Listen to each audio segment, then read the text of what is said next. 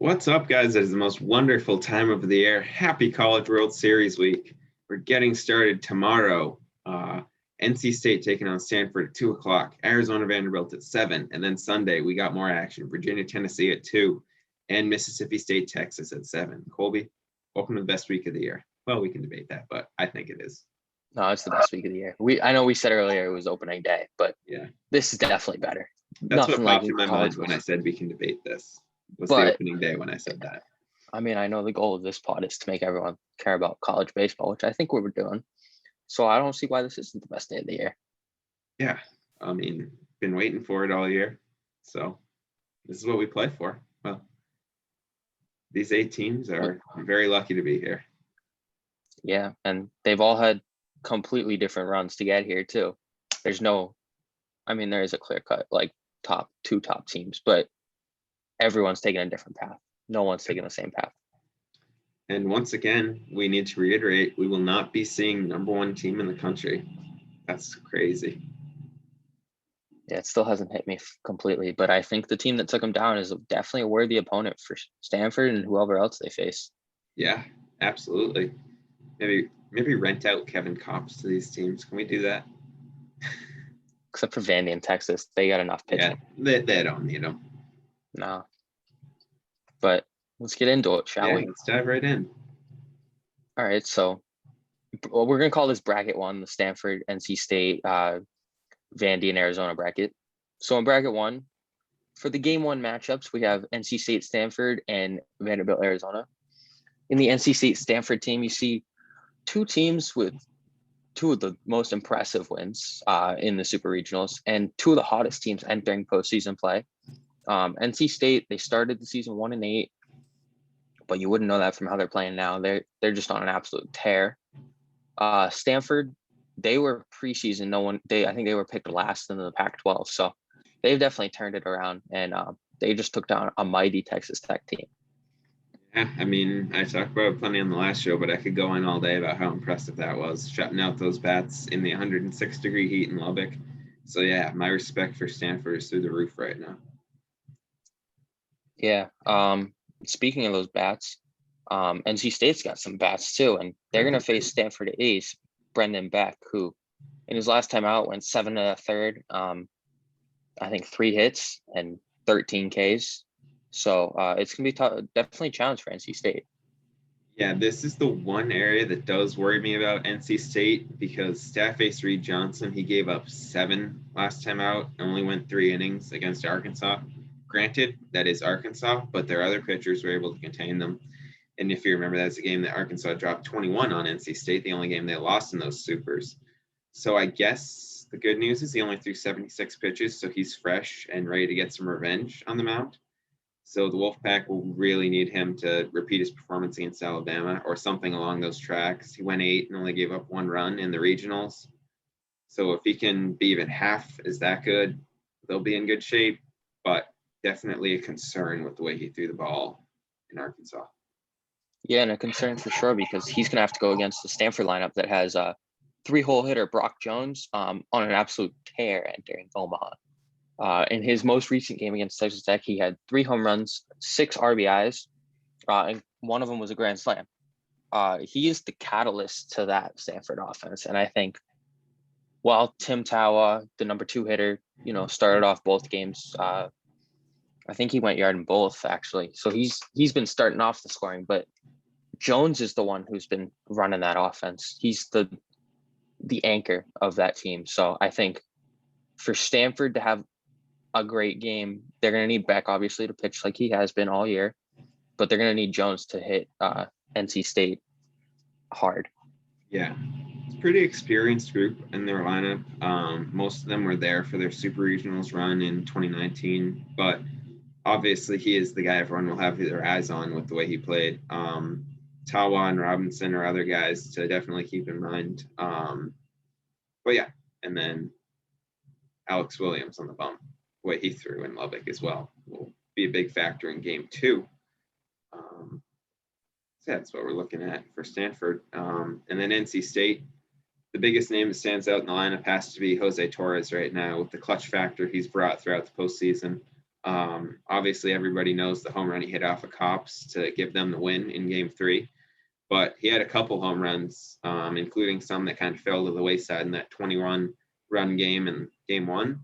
So Torres, with the way he's playing, the bat I would be the most concerned about if I'm Stanford.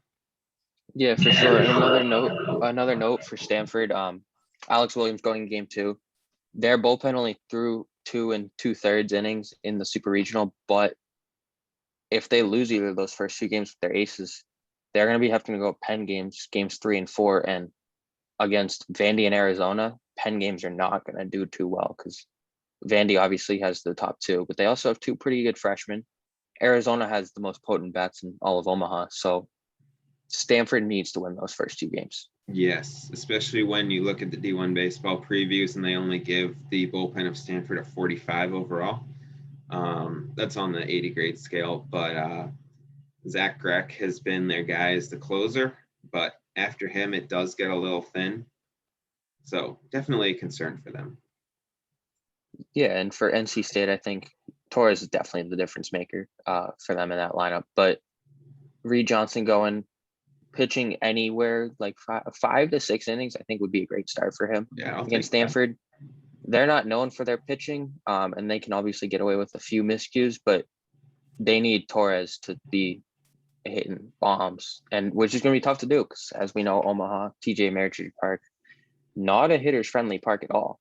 No. So going against, if they say they win against Stanford and say Vandy wins against Arizona, which is probably, we'll go into that one, but they're going against Jack Leiter, who has allowed a total of 2 non-home run extra base hits, both doubles this season, along with 12 home runs.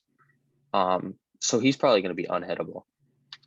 Yeah, I'm sure he'll be locked in. Yeah, let's get into the Vanderbilt matchup. Vanderbilt and Arizona. 2 of the teams that have been very popular picks for all of these Omaha previews. So we could see the winner come out of this matchup. But yeah, as you said, Kumar and Leiter coming in on extra rest against a potent Arizona lineup. This is going to be fun. Yeah, I'm excited. I mean, the last time we saw Kumar in Omaha, he won most outstanding player of the tournament. Yeah. So we've never even seen Leiter in Omaha. And looking at the past 2 postseason starts for both of them, they look to be in perfect form. Leiter has been lights out since his weekend off late in the season. I think the second to last weekend. Yep. And Kumar has looked like Kumar of late, for sure. They've both turned it on exactly when they need to. So yeah, we had talked about at the time that week of rest, what sort of effect it would have for him. Turns out it was the greatest idea ever because he's absolutely locked in. Yeah, and what else can Coach Corbin draw up for this team? I mean, he's already one of the most impressive coaches ever, bringing this Vandy team from the bottom in 2003 to 5 postseasons in 11 years since then.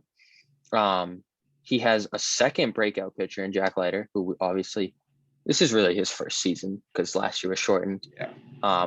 What he did with Kumar, his first season, incredible stuff. He has one of the best lineups that doesn't get talked about enough, with the best leadoff hitter in college baseball, Enrique Bradfield Jr., also the fastest man alive, apparently. A 3-hole hitter in Dom Keegan, Massachusetts guy. He mashes the ball everywhere. And then Isaiah Thomas, the 4-hitter, and CJ Rodriguez, the 6-hitter. They don't get enough credit. Rodriguez, obviously the catalyst to the pitching staff with being the catcher, but Thomas has been an awesome 4-hole hitter for Vandy. Yeah, they've been amazing. Really, and you have to factor in Young as well, coming back and playing the way he has. People kind of sleep on this lineup a little bit because everybody talks about the pitching. Like, well, Vandy's just going to pitch you to death. This lineup's pretty damn good too. And Noland and Jason Gonzalez kind of hiding in the bottom of the order. They can get you as well. Yeah, and you bring up Gonzalez and Nolan. I'm hearing Tate Colwick might be back healthy, so that would move Nolan back to 3rd, and Gonzalez would be off the bench. So you think about a guy who can start in Vandy's lineup in Gonzalez. He's going to be coming off the bench potentially in Omaha. This lineup does not get talked about enough. No. And I mean, when people do talk about the lineup, it's just, oh yeah, Bradfield's fast. Bradfield's fast. Carter Young hits bombs. Keegan's good. Beyond the Diamond is the official podcast of raising awareness for, oh yeah, the Vandy lineup is amazing. Yeah. You talk about Young coming back. He's finally back in his 2-hole. He seems to be hitting the ball hard again. And for a guy that relied on homers, you wonder how he's going to do in TD Ameritrade, but I think he'll be just fine hitting between probably the best 1-hole and 3-hole hitter in college baseball. Yeah. And then on the other side, the good news for Arizona is they got a lineup that can stack up as well. I would call them the best in college baseball. They proved throughout the year. They're not going to rely on the long ball a ton, so that will definitely benefit them in Omaha when they just got to get that contact, and ball isn't going to be flying everywhere. Although who knows these days, but the ball probably won't be flying as it did in all of these hot super regional sites. Yeah, I think, I mean, they were just all over the Pac-12 pitching this year. As we mentioned, Stanford had 2 aces. That didn't matter to them. Against Ole Miss, I believe they scored 28 runs over 3 games, which is just a ridiculous number. Yeah. And that lineup is just scary good, especially because they just go gap to gap. They don't care about putting it over the fence. Exactly. Yeah, they got the second best on base in the country, 4th best average, most doubles, triples, and hits in the nation. 7th in slugging as well. That's not too shabby. There are some power threats for sure, though. Jacob Berry's got 17, Daniel Susak is 12, Ryan Holgate with 10, Dante Williams with 8, Tony Bullard with 7. There's no easy out in this lineup. So you really got to be careful pitching there. And Randy's got the guys to pitch careful, but it's going to be fun to watch. Yeah, you talk about Susak and Barry. Obviously, 2 freshmen. They could have runs like we've seen other freshmen do in Omaha, especially because they have the power. So we know they can hit it out. I don't know if they can hit it out of TD Ameritrade. I assume they can. But they go gap to gap like every other hitter in that lineup. Arizona hitting coach needs a raise for sure. Yeah. However, they are going to be put to the test early and often. Kumar Rocker in 2 postseason starts so far, 14 and 2/3 innings pitched, 5 hits and no runs. That's coming off the legendary performance he had in 2019 as a freshman. Obviously, no hitting. Duke in the Super Regionals, winning most outstanding player in the College World Series, and that brings his career ERA to a 1.59 in the postseason. That'll play. I would say so. I mean, Arizona, they're gonna have their hands full. Kumar Rocker, as we know, he's the name in this series for sure. Him and Leiter, but I feel like Arizona, they're proving something. They're from the West Coast. Not many people watch them this year unless you're on the West Coast. So they're out to win. Yeah. Their starting pitching is also something. We've talked about how dangerous that Vandy lineup is. Chase Silseth. Wow, I really have trouble pronouncing his name for some reason. I'm sorry, Chase. He's coming in 8-1, but the 5.54 ERA does look a little ugly. His peripherals are definitely better because he's got 99 punch outs and just 91 innings. So he has the power stuff where if he's locked in, he can be dominant. Garrett Irvin is coming in as the number 2. He was big in regionals, had a 3-hit shutout against UC Santa Barbara. And then it's kind of a toss-up beyond that between Chandler Murphy and Dawson Nets where they want to go. The other thing to keep in mind is they're getting 2 of their big bullpen arms back after being suspended in super regionals, which will be a big X factor for them. Those guys will be nice and fresh, ready to get back at it. So pitching, they got the big names, but you got to lean Vandy in this one, and the lineup's a toss-up. I'd lean Arizona. So that's my assessment of this, at least. Yeah, I think pitching you definitely have to give to Vandy. I don't see how Rocker and Leiter will lose unless, because even when they're not on, they're only like Leiter was only giving up home runs. He wasn't giving up extra base hits. And in a park like this, those are maybe going to be doubles, maybe not even hit. I don't know. It's going to be tough. The way to beat Rocker and Leiter actually is if their breaking pitches aren't on, they're going to walk a ton of batters. Vandy Corbin has to go to the pen early.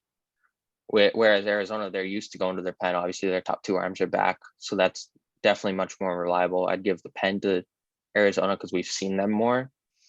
Lineup, I think it's the easy answer is to say Arizona just because they go gap to gap. They're dominant hitting wise. I think Vandy is definitely underrated. I think in this matchup, it's probably Arizona just because we also haven't seen Vandy's hitting. They were shut down at super regionals.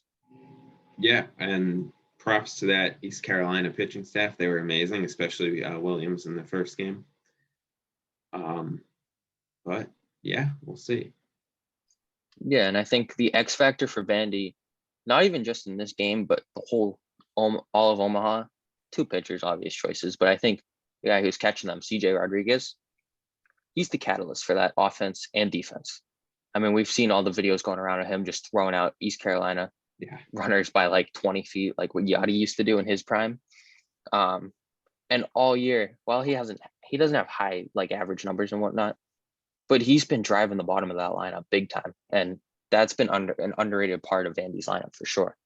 It's just like Casey Opitz at Arkansas. His numbers aren't amazing. I think he had 259 on the year, but he brings so much value to that team, especially what he can do behind the plate, that it doesn't matter. He's one of the best catchers in the country, regardless of what he's doing at the plate. And he's clearly still dangerous at the plate, but it's what he does with the glove that really sets him apart. Yeah, and Leiter and Rocker both speak volumes about how they don't think they would be at where they are without him behind the plate catching them. So if you get the nod at maybe the top two draft picks in this year's draft, I'd say you're a pretty good catcher. Yeah, that says a lot. Absolutely. And then for Arizona, Dante Williams, in their final game against Ole Miss, casual 3 for 4, 4 runs scored, 2 walks and an RBI. Williams is going to have to set the tone early against Rocker for Arizona to have any shot. Yeah, he's a guy I'm confident in setting the tone. And yeah, if you can catch up to Rocker's fastball, and that's why Rocker's a guy I've comped to Max Scherzer before, because it's like the fastball and can be overpowering, but four-seamer, you can sometimes square it up if you get around to it quickly. So maybe Williams does that and brings back some of that Ole Miss magic. Derek Diamond threw like that as well. He's no Kumar Rocker, but he's a very good pitcher, and he did well against him. Yeah, Rocker's fastball is pretty flat. It's just impossible to catch up with. So when you do connect, it's going a long way. Now, Arizona, especially because they're a big line drive team, they're just going to try to hit the left center field, right center field. They're just going for singles, doubles, just keep hitting. That's their motto. They're not trying to hit bombs. They'll be the Central Michigan Chippewas and just bun them to death. They very well could do that. I mean, you got Gonzalez at third for Vandy, who obviously hasn't played there most of the year. He's been on the bench for a lot of the year. But if he's there, unless Nolan's back, if he's there, then I would bunt down third baseline. I don't think Keegan is going to get bunted on just because he's very athletic for a first baseman. Yeah. I can't say it'd be my go-to strategy, but if you want to try something, if you're having trouble against them, give it a whirl. Yeah, I'd say in the 5th inning, if you're hitless through the 5, it might not hurt. Give it a shot. Try to wake the boys up. We all know baseball's a game of momentum. Get a guy on base, script can flip. Yeah, I completely agree. And we talked about Leiter going in game 2, which is definitely good for the Vandy pen. They're going to need Leiter and Rocker to go deep because game 3 is going to be a bullpen game. Little and Riley could have a Rocker-like breakout. It's looked unlikely though. Yeah, I would probably say Little would get the ball with the stuff he possesses. Nothing against Riley, but you saw them lean towards Little more in the regionals when they needed that third starter. But either way, you're probably going to see a lot of Maldonado and Murphy in that game 3, should they get there, because those guys are their 2 closers. They're built up that they can get some length. So even 4 innings out of them would be a big boost. I think a dream scenario for Vandy would be start either Murphy or Maldonado, have Little and Riley eat up the middle innings, and then have the other one close the game. Not a bad idea, yeah. A little opener action. I mean, opener, college baseball is where the opener was pioneered. Yeah, if you not say this is a Rays idea. That was college baseball. No, it definitely was. Yeah, it was Tim Corbin idea too. Yeah, he was one of the first ones to do it. And you look where it got them. 2 championships. Would not be a bad strategy there. No, but a team that does have some pitching, and I'd argue they have the best starting rotation in the country. Ooh, Texas, they got 3 number ones on their staff. that'll play. That'll play. However, Big 12 pitcher of the year, Ty Madden. Obviously, he's starting game 1 against Mississippi State. He's gonna have to face SEC player of the year, Tanner Allen, who, along with Logan Tanner, the catcher, and Rowdy Jordan, were all part of the 2019 College World Series team. And this is their Mississippi State's 3rd time back, so they're veterans of this. Texas, it's their 37th appearance, but they haven't been here in a little bit. So I'm interested to see how this one's going to go. Yeah, they need to bring back a little Augie Garrido magic there. But hey, Texas hitting coach was Troy Tulowitzki. Pretty good guy to have on the bench. I'd say so. But yeah, good player. Their bats have improved over the year. Mike Antico is a big guy at the top of that lineup who's heated up. His average was like below 200 at one point, and he's gotten it all the way back up to 270. 39 steals, though. That's the biggest thing with him. He's got some home run pop, too. Williams and Zubia are also guys that you have to be afraid of. Texas lineup is dangerous. That's why they're the number 2 team in the country, but it's really their pitching that sets them apart. Yeah. And I like to say Texas Mississippi State was the opening day matchup, and Mississippi State put 4 runs up on Madden and won 8-3. So yeah, I'd like to think Madden's a lot better since then, but yeah, you never know in postseason play how it's going to play out. And Mississippi State's a team that just beat a very, very good opponent in Notre Dame. Handedly, too. Yeah. That was legit. I will say they won't have Duty Noble fans there. Well, the entire stadium won't be Duty Noble. Yeah. Unfortunately for Mississippi. But they won't be playing at the dude. But if they have a lead going into the 6th inning, I'd say 6th, 7th inning, they're handing the ball to Landon Sims, and there's a good chance the game's over by then. Yep. Sims had that, was it 4 innings against Notre Dame, went the 6th to the 9th. Yeah. Aside from the Nico moonshot, did quite well. So yeah, that bullpen it's all Landon Sims, but they got some other good arms too. Chase Patrick, Cade Smith, Stone Simmons, Preston Johnson. But obviously, Sims is the guy that steals the spotlight because I don't want to say Kevin Kopp's light, but Kevin Kopp's is the clear number 1. I'd put him as the number 2. Kevin Kopp's-esque. Yes, there we go. But Mississippi State does have a glaring hole on their team. They don't have a number 1 really. Like they have Will Bendar, and he's shown incredible stuff. He's shown potential of being their ace at times. However, he's not consistent whatsoever, and that's going to spell trouble. Yeah, it's kind of the same thing with Christian McLeod. He's got the talent, he's got the stuff, but sometimes he's just got to figure out how to put it together. So the best thing for Mississippi State would be that burn burner offense game that they can just keep scoring in. Because Allen and Jordan, Logan Tanner as well, those guys are really, really good. That's a strong lineup. And they've done better in this postseason than Texas has so far. Yeah, Texas hasn't really been tested. I mean, I know I've talked to some of the Fairfield guys, and they weren't impressed with Texas's lineup, mostly because they couldn't throw strikes. But Texas pitching is legit. We know that. So they definitely have the edge. They have the edge over probably everyone. Maybe not Vandy, but they do have the legit third starter. Yeah. Mississippi State, I think, has the lineup. They got the 3 guys from the College World Series team in 2019. So experience we know plays in this. Like, unless you're Kumar Rocker as a freshman, you're not usually going far if you're like a mostly freshman team. But I'd like to talk about that barn burning game you're talking about. If it becomes a high scoring game and they get Ty Madden out before like the 5th inning, that spells big trouble for Texas. That is very good news for Mississippi State.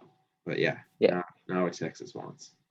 No, and that's not to say Texas bullpen sucks. They don't. They're a good bullpen. But Mississippi State might have the best bullpen in the country. Yeah. I mean, every team has their way they can be beat. You just saw with Arkansas. So Yeah. this same thing can happen at Texas. Yeah. And so that's why I think the X factor for Texas in this game and probably the entire time, the entire time is Ty Madden. And it's for good reason. He was Big 12 pitcher of the year. He allowed one run across 12 and 2/3 inning pitch in the postseason. He has a 2.41 ERA this season. But like we said, this Mississippi State lineup, it's a test. He hasn't faced something like this yet. The Texas Tech lineup, they're legit. But this is SEC hitting we're talking about. A whole different ballgame. Mm-hmm. And I would love to praise the Texas Tech lineup, but saw what happened in the regionals. So I'm not doing that well anymore. Yeah, no. And I mean, we saw what Mississippi State did opening day to Madden. So this is a revenge game sort of for him. So he's got to prove himself again. If I'm Mississippi State, I'm going in saying, well, this guy can't beat us. We put 4 in him last time. Yeah, we got the book on him. Yeah, we know what he's gonna do. So if I'm Madden, I'm coming in with a chip on my shoulder, thinking, oh, they don't think I'm good enough. Well, I'm gonna show them. Yeah, absolutely. That's gonna make it so fun to watch. Mississippi State, you pinned Logan Tanner as the X factor for them. Care to explain that one? I mean, obviously, I know why, but yeah. So, I mean, personally, like obviously Tanner Allen, big SEC Player of the Year, obvious choice. Rowdy Jordan, he's an obvious choice too. But I think the guy from that College World Series team that's going to be the X factor, like what Vandy has, is their catcher Logan Tanner. I mean, he was red hot in that Notre Dame series. I think he hit a home run in every single game, maybe 2 in the last game. He's just on fire. And all of their pitchers have said they feel he makes them feel comfortable. Sims said he calmed him down after that Nico home run, which we think still hasn't landed, but that's beside the point. Can confirm that. So there's a good chance that if any of the state pitchers get hit around a little bit, he's coming out to the mound. He's gonna be like, all right, listen, take a deep breath, just calm down a little bit. We'll slow the game down a little bit. He's a good tempo controller, and I think at the plate and defensively, that's key for that team to make a run. I love that you've pinned the catchers as these last 2 guys because it doesn't get talked about enough how important that position is. All the analytics that gets done, honestly, it all comes through the catcher because he's the one sitting there giving the signs, trying to figure out what's the best thing to go to. The catcher drives the pitching staff, and he can also help out on offense, as you saw with his bat in Notre Dame. So, yeah, I could not agree more, and Tanner will be huge for them, as he has been all season. I completely agree. So one more matchup here. It is Tennessee and Virginia. It's a team that relies on the long ball in Tennessee, and a team that is used to being a little bit of a Cinderella. So let's get into this one. Tennessee probably won't be hitting as many home runs as they did in Knoxville with that crazy fan atmosphere, number 1. But number 2, it was warm and the ball was flying everywhere in the Super Regionals. And that park is tiny. Yes. And UVA, good shot they lose the game because, I mean, they've won 6 straight elimination games. Let's just lose the first one and then we'll keep winning. Because why not? If it works for them, don't knock it. Yeah. But I mean, I see a lot of comparisons between this UVA team and the one in 2015, which was a bubble regional team, and then went on to just keep winning and keep winning and keep winning. And who knows, maybe they go on and face Vanderbilt in the championship game, and it's a rivalry 6 years in the making. That would be quite the scene. That would be. Yeah, this Virginia team, they are tough. Saw them up close and personal with UConn starting the season against them. Andrew Abbott leading up that rotation will be huge. The lefties got some premium stuff. He was up to 94 at one point this season. Got that wipeout curveball too. And the changeup plays well against righties. So they're really going to need him to be dominant in this series. Granted, their bullpen is fresh because Shock wasn't used at all in supers, but it's going to be vital for them to get a good start from Abbott to set the tone. McGarry did amazing in his super regional start, but has still been a question mark on the whole this season. And still not sure why Vassell didn't get the ball in the start as opposed to just coming out of the pen. Nate Savino might instead, but their rotation got all the potential in the world, but who knows what you're going to get. Yeah, I think McGarry's definitely the question mark. I still think Vassal's the second best pitcher on that team, but I agree. so if all three of them are on fire, Abbott, as we know, hasn't had that great of a postseason, 4 runs in each of his 2 starts. However, I mean, he was coming off one of the best starts of his career in the ACC tournament against Notre Dame in that potent lineup. Yeah. And I see a lot of similarities between this Tennessee lineup and that Notre Dame lineup. Both, they hit the long ball, for sure. They have a lot of power guys, and they don't hit for average as much as like an Arizona team would.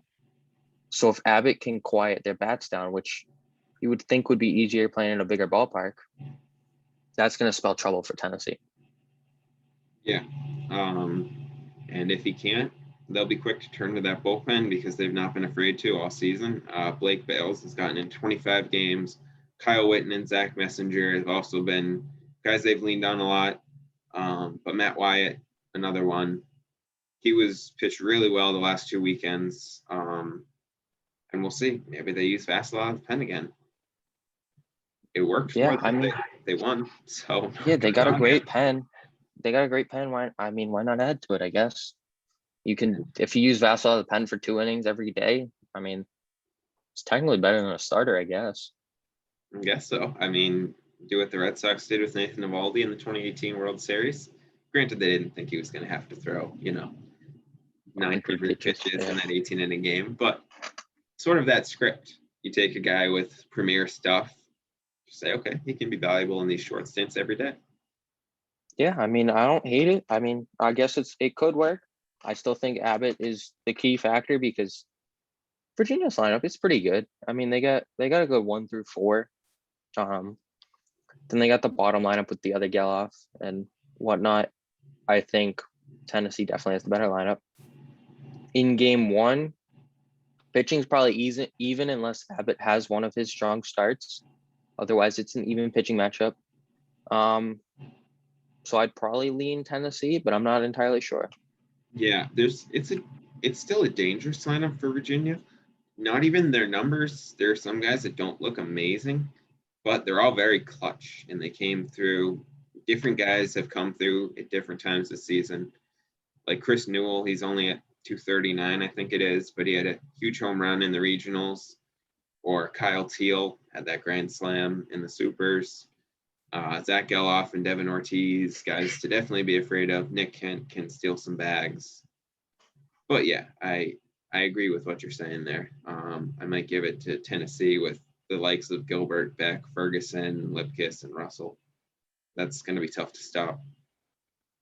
Yeah, I think the other one you forgot with Virginia was Jack Geloff. He had 2 home runs the entire regular season, and he has 3 in the postseason so far. Oh, that's right. Yeah. He's anchoring that bottom lineup, the bottom of the lineup in the 7 hole, I believe. The Geloff brothers, I mean, they're dangerous for sure.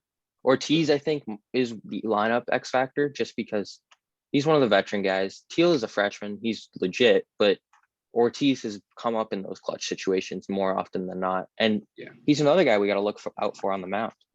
That's true. Got a little of that Reggie Crawford in him where he can dominate at the plate and then, hop on the mound, throw it right by you. Yeah. Great to watch.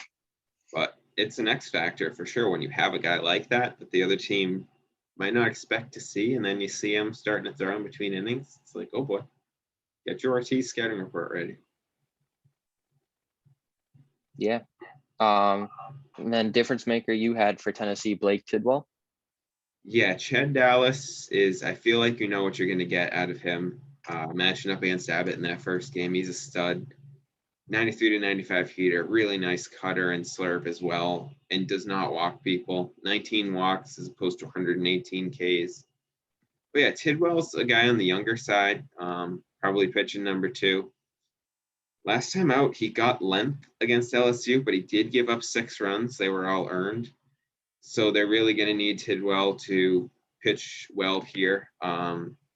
He certainly has had success this season. 3.57 ERA, 10-3 record, and 17 appearances. But they're going to need, just like I've talked about before with Alabama, he went 6 innings, 5 punch outs against Alabama on May 28th. An outing like that would be huge for Tennessee. But that number 2 starter, really, there are some unknowns on the pitching side in the series. So we'll see what Tony Vitello does with his bullpen if he can't get deep. Yeah, I completely agree. I mean, Vitello has plethora of talent for the first time Tennessee's making it since 2005.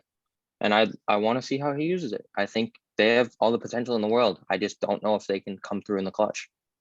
Yeah, I mean, that's the exciting thing about college baseball. So a lot of these guys haven't even had the opportunity to.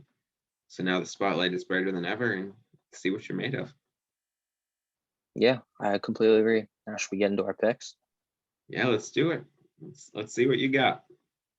All right, so for bracket 1, which is the Stanford, NC State, Vandy, Arizona bracket, I'm thinking Stanford over NC State. Brendan Beck, I can't bet against him after what he did to Texas Tech's lineup. And then Vandy over Arizona, Kumar Rocker in the postseason. It's not much else to say. Yeah. Then in the losers bracket, Arizona over NC State. I think Arizona bounces back in a big way. Their lineup will be frustrated after being shut down so much. And then Vandy, I mean, I know Williams, great start, but it's Jack Leiter. The name carries some value, but he also has been lights out. And in a pitcher's friendly park, I don't see him giving up that much. Yeah, I agree. And then in the last, I guess it's the last day technically, but the last 2 games, Arizona over Stanford. Stanford, we know, doesn't have that third starter. Arizona doesn't really have any starters, but they do have the bats, and I think that's gonna be a high scoring game. I think Arizona's gonna win it just because they have more talent on the offensive end, but it very well could go either way in like a 10-9 game. You know, I hate to be this guy, but I have the same picks as you in this bracket. I'm taking Stanford over NC State just because I really think Beck's going to show up in that game. Nothing against NC State, clearly. They just beat Kevin Kopps. But I believe that Stanford possesses more to take care of business there. And Vanderbilt over Arizona for all the reasons you said. You're getting postseason Kumar Rocker locked in. Certainly nothing against Arizona, but I think the pitching will take care of business there for Vandy. Then the second round, however you want to call it, yeah, it's not your traditional bracket here with the losers brackets and such, but Arizona over NC State going to be the end of the line. Arizona will not be happy about how things went against Vanderbilt, so they will bounce back. Vanderbilt's going to take care of business against Stanford. I can foresee an awesome pitcher's duel between Leiter and Williams, but I think Leiter ultimately prevails in that spot. You got Arizona sending Stanford home. Once again, their bats are going to show up. Stanford's 3 starter. Don't know what you're going to get there. And Vanderbilt ultimately takes care of business. All hands on deck. And their pitching once again prevails over Arizona. Yeah, I think in that final game, it's going to be a 4-man rotation for Vandy with Maldonado, Murphy, Riley, and Little. I think we could see very well all 4 of those guys pitch in that game. They're going to go. Corbin's going to go all in on every arm he has available except for Rocker and Leiter. Yeah, I could not agree more. And who knows? But yeah, I don't think he's going to do that. Yeah, I agree. All right, you want to give your picks for the bracket 2? Let's do it. Starting off, I'm going to have a little bit of a surprise here, but Mississippi State is going to defeat Texas in that first game. Mississippi State's lineup is dangerous with what they did against Notre Dame. So even if where their pitching might be a little thin, I'm a big believer in what they can do. I think they win that barn burner game we talked about because I think that they will get to Madden a little bit. Even if they get to him, just knock them out of the game early, drive that pitch count up, and then they're in good shape.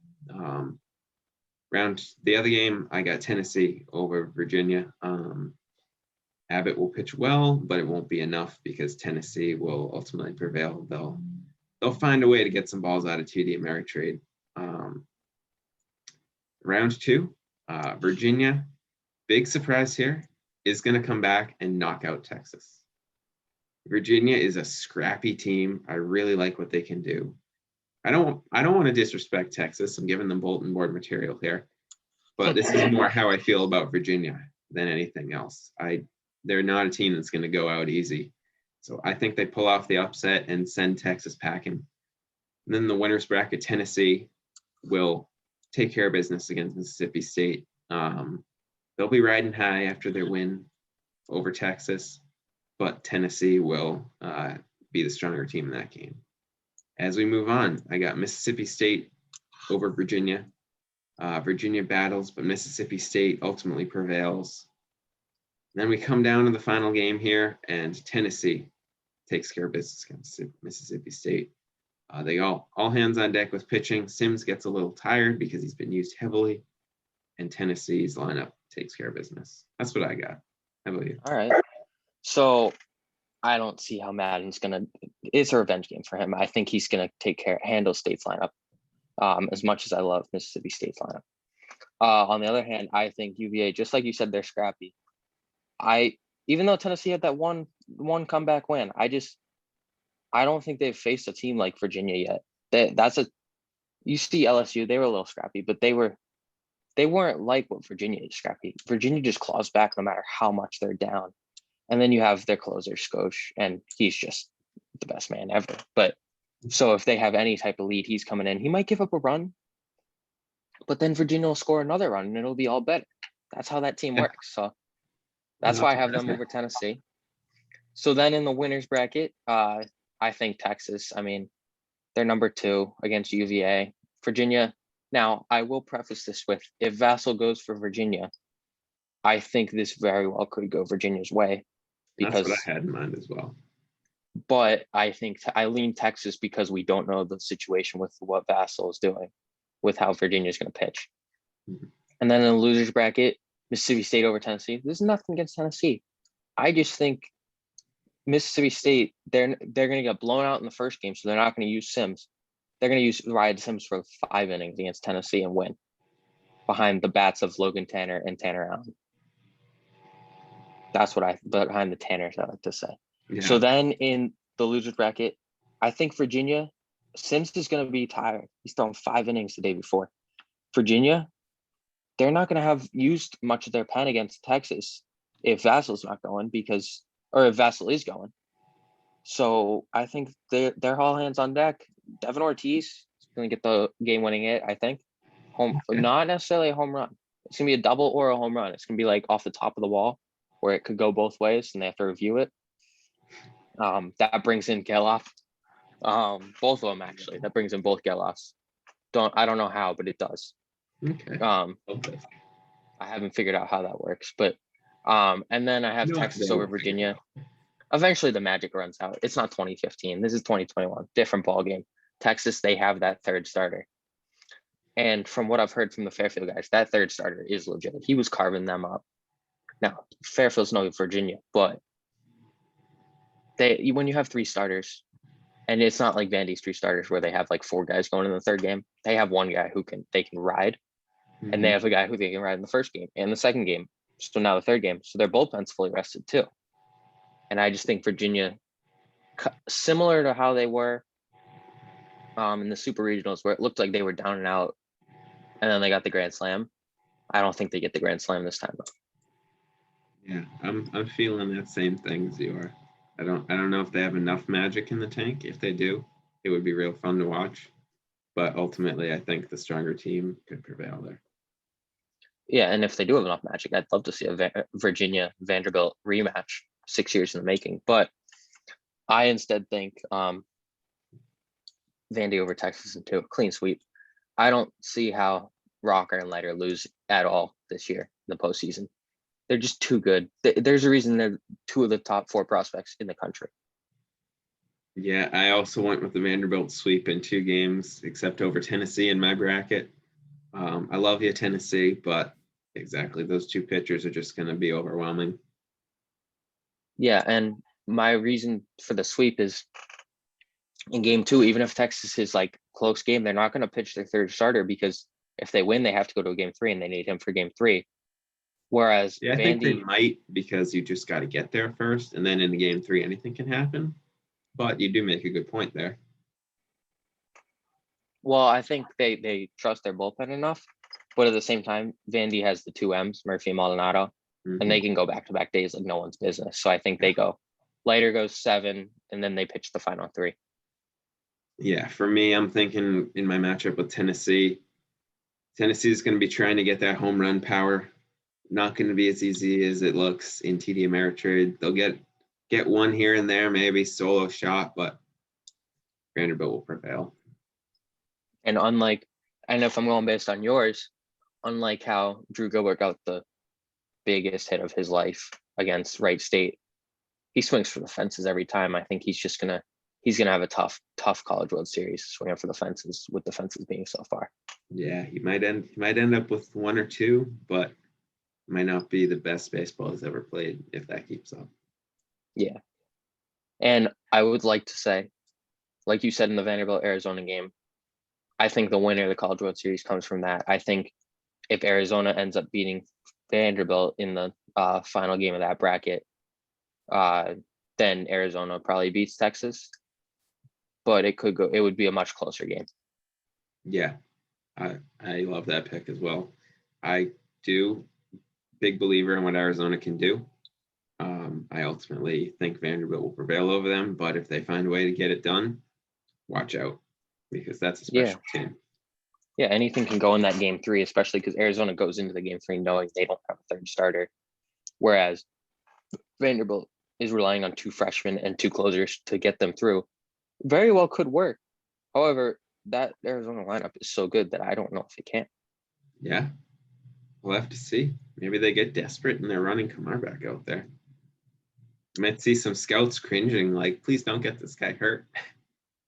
Yeah, I hope that doesn't happen, because I don't think Corbin would do that too. I think he cares more about this guy's future. Yeah, I agree. But I don't know. Maybe pulls Walker Buehler off from the bench.